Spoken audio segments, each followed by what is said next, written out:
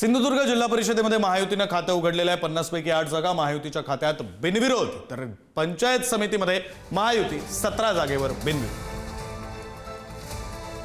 या संदर्भातली माहिती देण्यासाठी आपले प्रतिनिधी सुशांत सावंत आपल्यासोबत जोडले गेलेले आहेत। सुशांत, खरं तर अजून मतमोजणीलाही सुरुवात व्हायची, त्याआधीच महायुतीनं खातं उघडलं।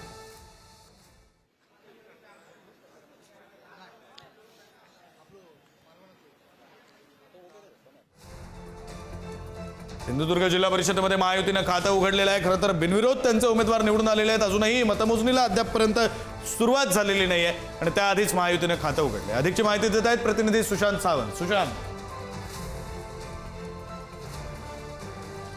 विक्रांत, आपण जर बघितलं असाल तर सिंधुदुर्ग जिल्हा परिषदेत महायुतीने खातं खोललेलं आहे। 25 उमेदवार परिषदेचे आपण जिल्हा परिषदेचे आणि अर्थातच पंचायत समितीचे बिनविरोध निवडून आले। अर्थात आता लक्ष लागलंय ते या निवडणुकीच्या मतदानाकडे। अवघे काही मिनिटं राहिले तर मी आता मतमोजणी केंद्रावर आहे आणि या ठिकाणी जर तुम्ही बघितलं असाल तर मोठ्या प्रमाणात पोलीस बंदोबस्त आहे। या ठिकाणी खऱ्या अर्थानं मतमोजणी होणार आहे। पहिले पोस्टल मतमोजणी जी आहे ती होणार आहे। अर्थातच इथे प्रतिष्ठा पणाला लागली ती म्हणजे महायुती आणि ठाकरेंची शिवसेना। अर्थात महायुतीचं पारडं या ठिकाणी जड पाहायला मिळते, कारण आधीच 25 उमेदवार, मग पंचायत समितीचे 17 असतील आणि जिल्हा परिषदेचे 8 उमेदवार जे आहेत ते बिनविरोध निवडून आलेले आहेत। अर्थातच काही मतदारसंघ जे आहेत त्या ठिकाणी महायुतीमध्ये बंडखोरी झाल्याचं पाहायला मिळालं होतं। महायुतीच्या समोर त्यांचाच उमेदवार अपक्ष म्हणून उभा राहिलाय।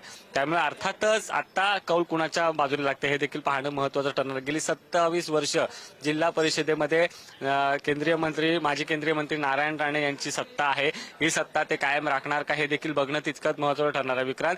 पण या निवडणुका जर आपण बघितल्या असाल तर सिंधुदुर्ग जिल्ह्यातल्या नेहमी हाय व्होल्टेज निवडणुका असतात। मतदान देखील हाय व्होल्टेज होतं आणि मागच्या वेळी जर बघितलं असेल तर निलेश राणे विरुद्ध नितेश राणे असा संघर्ष संपूर्ण जिल्ह्याने पाहिला होता। मात्र आता दोन्ही भाऊ आता एकत्र आहेत, महायुती म्हणून लढतायत निवडणुका।